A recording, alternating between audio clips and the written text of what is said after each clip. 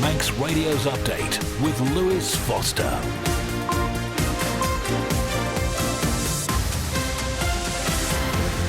Fastamai, good evening and welcome back to Update on Manx Radio. It's Tuesday the 12th of August and it's 5 o'clock. So let's catch up with the latest news from the Isle of Man. Coming up over the next half hour, the company with hopes to create a wind farm in Manx waters claims the project will generate £2 billion for the Isle of Man. DEFA says plans to achieve net zero have the public support, and we've had a glorious day today on the island, but what's the weather looking like for the Manx Grand Prix? All of that and more coming up, plus the latest weather and what to watch out for on the roads this evening. Let us know your thoughts. Text 166 177, email studio@manxradio.com.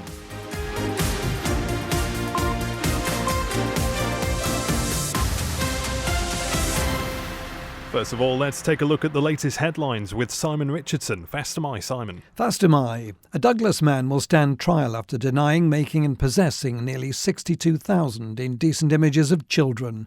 The 46-year-old denied 35 offences, which included making 58 still images and possessing 61,826 still images and 9 moving images during an appearance at Douglas Courthouse.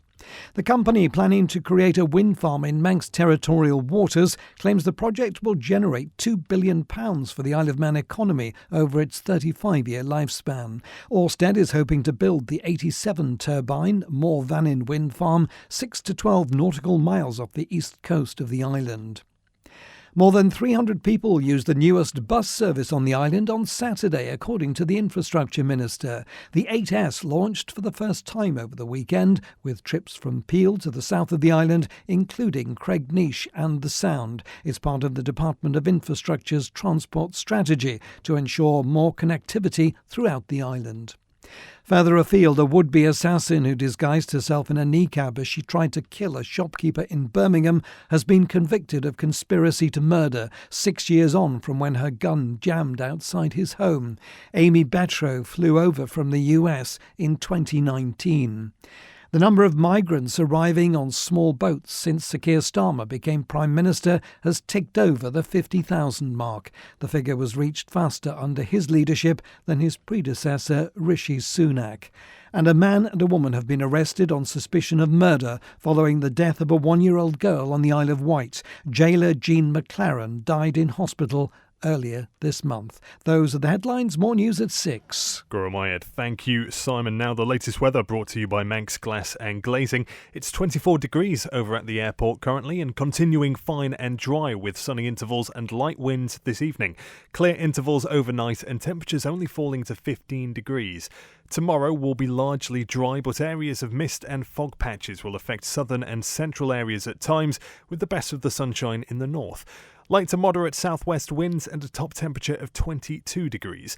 Continuing generally dry and quite warm through the rest of the week and the weekend. Sunset tonight is at 4 minutes before 9. Sunrise tomorrow morning at 9 minutes before 6. Manx Glass and Glazing can supply and install single, double and triple glazing. Call 674 573 or visit the showroom on the Snugborough Trading Estate. If you run a small business or just need more room in the back, Philshore Vehicles has the perfect van or light commercial for all your needs and can sort out any finance. Based in the Tremode Estate, view philshorevehicles.im or call 49 51 49. A great night's sleep got even better with Zed's Bedding Store.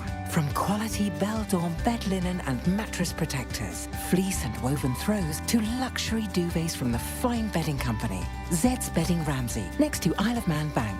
Visit Ramsey Art Gallery for a fabulous range of top brand watches and stunning gold and silver jewellery, gifts for all occasions, and of course our gallery of prints and original artworks. Find all this and more at Ramsey Art Gallery, Jewellers and Engravers, opposite the RNLI shop.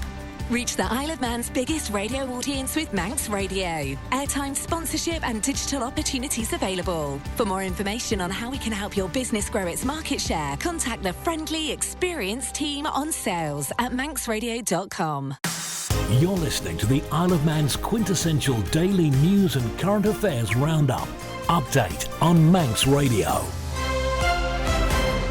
That's right, and the time now coming up to 5 past 5. £2 billion. You've possibly heard that figure a few times today.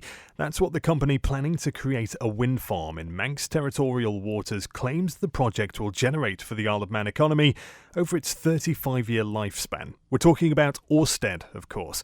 Jamie Baldwin is project director for the Moor Vannin wind farm. We've reduced down from 100 turbines to 87. In terms of our planning application, that's what we've submitted and that's what we based our planning assessments on. Because we have to be within the Manx territorial waters, we have a boundary, really, an outer boundary of 12 nautical miles from the island, and that's in the northeast coast in the island, where you can already see a number of operational wind farms, and there's quite a lot of future development planned in this bit of the Irish Sea. 35 years, you're saying £2 billion. Where does that figure come from? Sure, so there's two things really. It's based on Ørsted's expectations and assumptions around the taxation and the seabed rental that we will pay to the Isle of Man government. That is commercial, but that is based on our experience and the discussions we've had so far. It's also, on the second point, it's based on the proposed scale of a wind farm in terms of the capacity, so that's a 1.4 gigawatt wind farm. So it's based on those two aspects really, and that leads us to around about a 2 billion, in the region of £2 billion over the operational lifetime of 35 years. That's equivalent to over £50 million a year, every year for 35 years. And there are still some elements to work out, aren't you? You mentioned about things like the tax regime. Yeah, that's right. It is based on assumptions around the tax regime. It's based on where we think that will land. It's probably a slightly conservative figure. The seabed rental is within that agreement for lease, so that's more of a fixed. I should also say that £2 billion also includes a commitment to £1.5 million a year for the first 15 years for a community investment fund, and that will be really for organisations on the island to benefit from that, and that's separate from the rent and the tax that will go to the Isle of Man government. Jamie Baldwin, project director for Ørsted's Moor Vannin wind farm project there. Well, should permission be granted, it's anticipated the wind farm will become operational sometime between 2031 and 2033. There was a lot to discuss with Mr. Baldwin during that interview, and we'll bring you more of it on tomorrow morning's breakfast programme. 7 minutes past 5 now. Plans to achieve net zero have strong resident support, according to the Department of Environment, Food and Agriculture. It comes in response to calls from a former MHK for a referendum into the island's climate change targets, as Sean Cowper reports. A government spokesperson has issued a response after former Douglas South representative Paul Quine said he wants to see the public have their say on plans to reach net zero carbon emissions by 2050. The statement says achieving net zero is essential for protecting our environment, securing cleaner and more reliable energy, and creating stronger economic opportunities for the Isle of Man. It goes on to say the impacts of climate change, such as increased flooding and changing weather, are already being felt locally, demonstrating the urgency of action. Our investments, it says, in cleaner energy and home efficiency reduce costs, strengthen the economy and safeguard our environment. Acting now is more cost-effective and better for future generations than stepping back, demonstrating the island's potential to lead by example. While figures such as £100 million have been cited publicly, the Isle of Man government has not determined an overall cost for this work. It adds that extensive public consultation has found strong support among the Manx public for work to combat climate change. Mr. Quine had called for the referendum to coincide with next year's House of Keys general election. You're listening to the Isle of Man's quintessential daily news and current affairs roundup. Update on Manx Radio. 9 minutes past 5 now. An immigration lawyer on the Isle of Man says the government needs to tackle rogue employers. Maria Brighton told Manx Radio that while the extra cost of an immigration health surcharge approved by Tynwald last month might have a negative effect on the number of immigration applications here, the island still remains competitive. She adds the Isle of Man government needs to ensure the island doesn't have exploitative situations here. For most people, they'll have made a large investment to come here. They might have borrowed money, perhaps sold property or whatever to be here to start their new life. And the risk to them is that if they have to go back, then all that investment is lost, and they may well return in debt or in a worse position than they started. So for many people is to stay in some really difficult situations for the sake of their visa. And some employers know that and they exploit it. What reforms could government adopt to prevent these types of exploitation? Compliance and enforcement powers so they can tackle rogue employers. There needs to be joined up working between different departments, and that will allow government to plan better in terms of planning for education and schools. There is a question as to whether or not overall we've got the right balance in terms of our inward migration. I think in the last data set they issued 191 visas to people earning below £25,000. It's not enough to live on, and those people certainly, particularly if they have dependents, wouldn't be net economic contributors. But yeah, I come across some very distressing circumstances where people are living in overcrowded accommodation, people are struggling for basic necessities in terms of being able to afford food. One concrete example is that I was looking at a bank statement of a migrant who was earning just below £21,000. His daily expenditure was a bus fare to work and a bus fare back. And there was about 40 pence difference between those two bus fares. And he said, well, in the morning I have to get to work on time. He said, but in the evening, he said, I can get off 4 or 5 stops earlier, and that saves me 40 pence. And then I'll walk the rest of the way home. And I thought that was a terrible, terrible thing to be happening on our island, that a man couldn't afford a bus fare to and from work. Immigration lawyer Maria Brighton there speaking to Chanel Suku. A new master plan has been created by Douglas Council to support the redevelopment of the leisure facility offering in Pulrose. Chair of the Regeneration and Community Committee, Natalie Byron-Tier, says the new scheme has been produced following consultation with the area's youth groups. As part of the project, the local authority hopes to work with the NSC and create a linear park, which could feature suggestions from the feedback sessions. Our local democracy reporter Emma Draper has been speaking to Councillor Byron-Tier about the proposals. So a master plan enables everybody to feed in their ideas for the area, and I'm delighted this time we've also included the community with that. We had some community engagement recently with the fun day that we had up there, and we had some wild ideas. It was great to have children, adults coming out and feeding in what they would like to use spaces for. Obviously, housing is the priority up there. And if we can engage, you mentioned the NSC, if we can engage with local businesses and activities in the area to buy into that and make better use of space, then it serves the community much better, doesn't it? How did you consult with residents at the first stage? I know you mentioned their youth groups. Is that something you specifically set out to do? Community engagement is something that I'm certainly a big ambassador for, and I think that the council has improved that. And now it's reflecting. We've always asked opinions, but we've never openly, publicly gone out like this en masse and done it. And I think that's the way forward. I think we have to start listening to what the communities need, because they know better than most what they need in their areas. How important has the input from the young people in particular been for the plan and the development of the plan?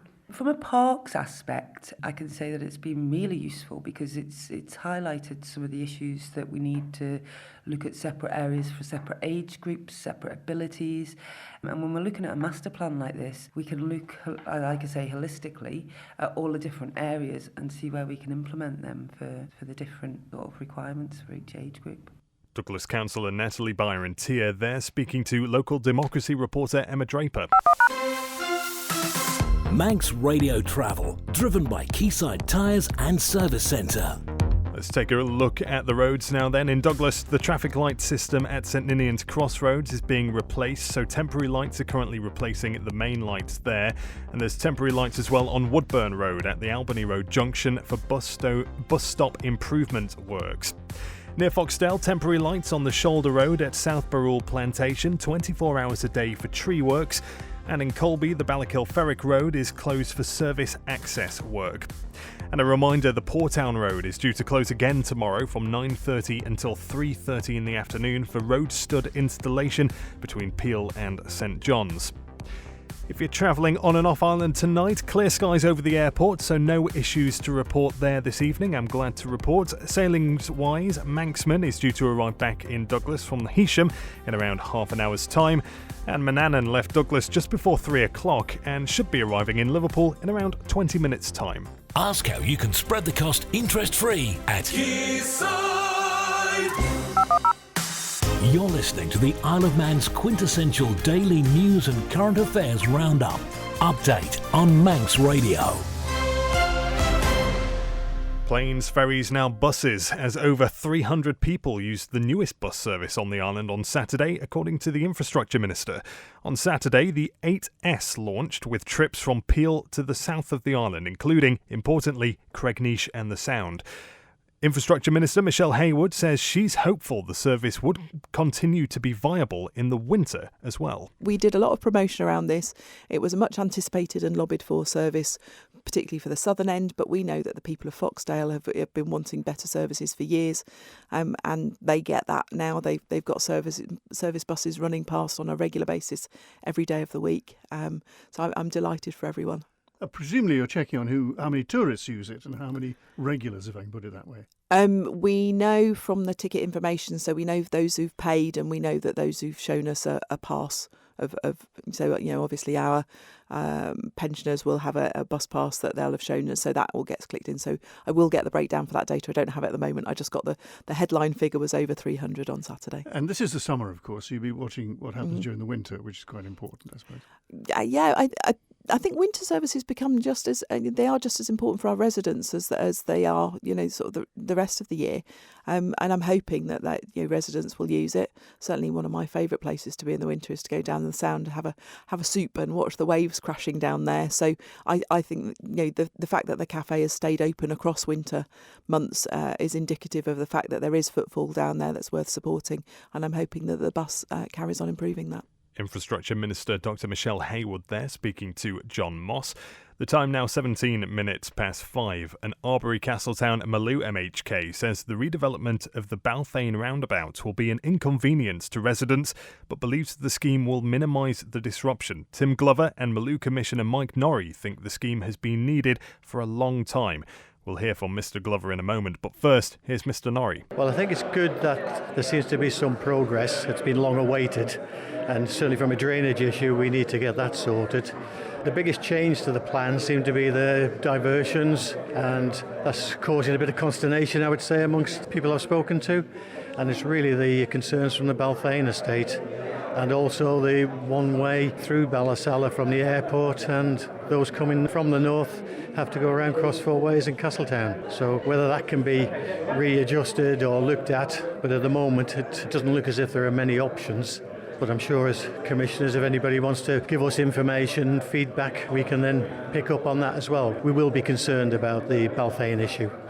And how much of an issue has this been for the commissioners and the residents of Ballasalla as well? Well, I think generally it was how it would affect everybody, and they've been waiting a long time for it, so it does need to happen. It is going to cut the village, not quite in half, but sort of Meadowcourt and Silverburn will be separated. So I'm here to listen to their opinions and see what we can do to sort things out. We all know the roundabout needs doing. It's going to cause inconvenience to people. It's about minimising that inconvenience. This will keep traffic moving, but it will make traffic go in different directions to where they want to go in the shortest possible way. But this will get the job done quicker than any other scheme. So I'm here to listen. I'm representative of the people. I need to hear their views. You're listening to the Isle of Man's quintessential daily news and current affairs roundup. Update on Manx Radio. An evening of music, poetry and community will bring together local musicians, spoken word artists and poets to raise funds and awareness for urgent medical support in Gaza next month. All funds raised by An Evening for Palestine will be directly donated to the non-profit organisation Medical Aid for Palestinians. It's all taking place on the 19th of September at the Laxey Working Men's Institute. Our Howard Kane caught up with organiser and poet Saoirse Coyle Carroll to find out more about the motivations behind the event. I think a lot of people probably feel the same way I do, that there's this huge thing going on in the world. Obviously now a lot of Gaza are facing famine, which is devastating. I think I felt at a bit of a loss at what to do or how to help, and you feel just completely helpless sharing things on social media and not really doing anything else. I went to Phil Matthews, he works for Amnesty. I went to his vigils on a Friday night opposite the Loch Prom every Friday. And I met Devon there, who's a good friend of mine anyway, and we just kind of were like, we just need to do something. So yeah, we've got in touch with Laxey Working Men's Institute, and they were brilliant at coming back. They've actually given us the venue at a discount, which is so lovely. And yeah, I just talked to some of my friends and people I know about putting on some music and some poetry and a raffle, just to do our bit really, because it's so horrific what's going on. It's kind of hard to wrap your head around. And my big thing is I don't want my kids and grandkids to turn around in 20, 30 years and say, why didn't you do more? So this is me trying to do my bit, I guess. And all proceeds are going to go to Medical Aid for Palestine. All the artists have very kindly said they're going to give their time for free.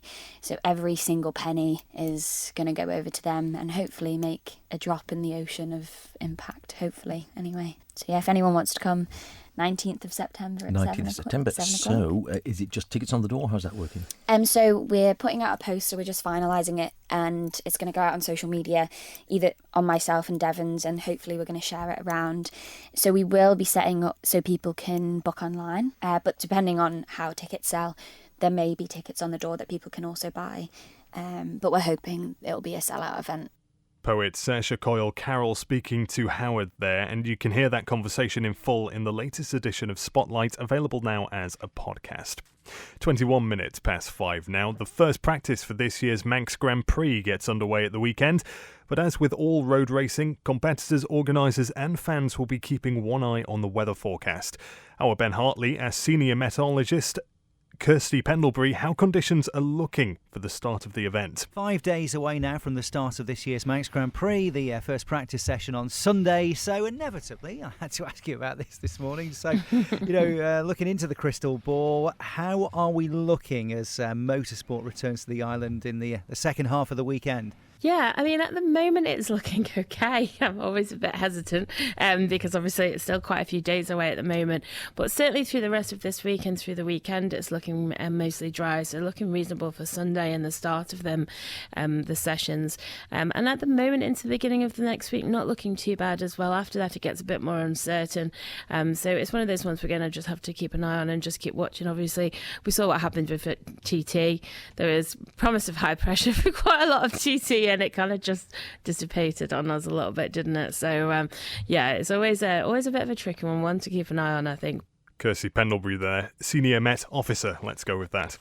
Now, after defeat last weekend, FC Isle of Man must dust themselves down quickly as they travel to face Earlham in the NWCFL Premier Division tonight. Last Saturday's home loss to Glossop North End made it 3 games without a win to start the season. But FC Isle of Man manager Paul Jones is confident in the quantity of the squad he'll be taking to tonight's clash. As a coaching staff, we meet every Sunday night and have a conversation. So we will watch the game back and identified where we did quite well and also where we obviously need to improve, which is year one, scoring goals and taking the chances that we create and also keep working hard to be really, really difficult to play against. And I think we did that in large parts on Saturday, but we can always improve on that area. And we've got a different squad travelling with us due to availability tonight. And, we need to reinforce those messages, really. You did mention at the weekend that you did see some positives despite the defeat. So what do you need to put together to turn something positive into a result? Just keep believing in what we're doing in ourselves, which we do. There's a really good atmosphere in the group. We know it's very early in the season. We also know that there's circumstances that mean that maybe we're not going to be absolutely flying at the moment. So it's just kind of really working on our plan and making sure we stick to what we're asking the players to do in and out of possession and just keep reinforcing those messages. And there were lots of positives about Saturday, results aside, and those players that came in, hopefully we can give them a platform to go and improve from there. And the players that have been around a little bit longer really need to drag us forward. Really, this season there's been quite a lot of change, more so than definitely last season. So, we also need to be kind to ourselves and patient with ourselves to a certain extent. Your opponents, Earlham, were one of the stronger teams last season as well. So what kind of challenge are you expecting from them tonight? Yeah, really tough one. The last couple of games, they've scored lots of goals. They're a real attacking threat with the players that they've got. Not loads of changes from last season's squad, so we've got a little bit of an idea what to expect. It'll be a tough game. It's not an easy place to go. We've got a really good group. I wasn't sure exactly who we'd have tonight when I spoke to you on Saturday, but we've got a really strong squad tonight and I'm expecting them to go and perform against the tough Earlham side. FC Isle of Man manager Paul Jones there, speaking to Rob Pritchard. Quality over quantity, I always say, Rob. I don't know about you. Are you looking forward to MGP? I would say so, yes. And obviously we've got this expanded 12-day schedule coming up now as well, haven't we? We're going to see the Manx Grand Prix running parallel to the Classic TT as well. Classic TT, first time back for that in 6 years. So hopefully plenty of action in store for those who are going to be watching. And fingers crossed for the weather. You have the rest of the sporting news for us, don't you? I do indeed. So first of all, Isle of Man snooker player Darryl Hill's campaign at the World Games in China for 2025 has come to a close. The island competitor suffered a 2-frame defeat to fellow Great Britain player Zach Koska. As a result, Hill finishes the group stage behind Koska only on frame difference in Group C, meaning Koska and India's Surav Qatari progressed to the knockout phase. Well, despite the elimination, Hill did get a 2-1 win on the board against Qatari earlier in the tournament. Isle of Man Billiards and Snooker Association says it's sure Darryl will look back on the event as another amazing experience. In golf, Robert Noone has been crowned winner of the 2025 Willie Kirkpatrick Trophy. The 2025 Island Games silver medalist took top spot with a 5-shot margin from Darryl Collister in second, with Paul McMullen completing the top 3 in third. It's actually the first time Noone has claimed this particular piece of silverware, having previously won the Isle of Man Championship 3 times in a row between 2022 and 2024. Elsewhere, the overall net competition was topped by Jeff Skillicorn, whilst Keith Ward was followed in second, with third spot going the way of Paul McMullen. Isle of Man Golf Union is thanking the event's hosts, Peel Golf Club, for their efforts during the tournament. And in cricket, a commanding performance from Peel and St John's has seen the club win this year's Tinker Cup. The Westerners beat Castletown by 8 wickets in the final held at King William's College on Sunday. Well, after winning the toss and choosing to field first, Peel and St John's restricted Castletown to 146 all-out after 38.5 overs. In response, the Western side were able to overhaul that in 25 overs and dropping only 2 wickets in the process, and standout batting displays from the likes of Eddie Beard and Phil Littlejohns. Well, this latest success is Peel and St John's second trophy in 2 weeks, after also securing the Karen Weekend League trophy at the start of the month. Elsewhere, at the weekend, the final of the 2025 Blinko Cup took place, with Crosby Seconds clinching the title with a win on the last ball in a thrilling contest against Peel and St John's Seconds. Rob Pritchard, Guramayed. That's it for Update tonight. Manxman coming into Douglas Port as we speak, and Dave Moore is here next with his Island Life, all about the comeovers, and Chris Kinley will be along at 6 with Greatest Hits. Remember, you can listen back to tonight's programme as a podcast. If there's anything you've missed, it will be available shortly over at manxradio.com. Have a great evening. In the meantime, Update will be back at the same time tomorrow.